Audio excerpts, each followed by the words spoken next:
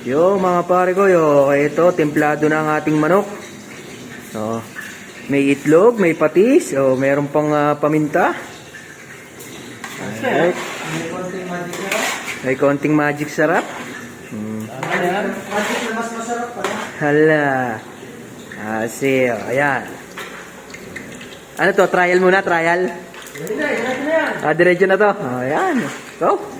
Napakainaw. Yung mga paro, tinan yung lakas ng hangin dito. Oh, puti. Yan. Oh.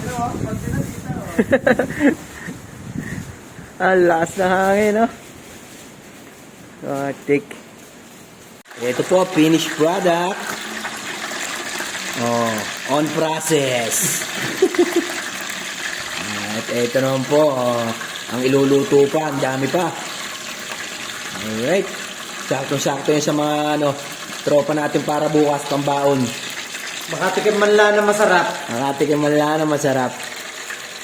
So, bali ngayon nga mga pare ko, i-separate na natin yung mga lutong ulam na. Ayan, kasi ito yung mga unang salang at sinasalang pa yung iba. Pero ilalagay na natin sa sa tasa para ma-separate na natin. Bali tigagatlo sila mga pare ko sa mga papasok bukas. Tigagatlo lang. Malalaking hiwa naman to, nakita nyo naman, malalaki yung gayat niya, kaya solve na solve dito yung 3 piraso. Ayan, masarap to, ganda, sarap ng pagkakatimpla nito mga paro. Kaya yun, syempre, tikman muna natin.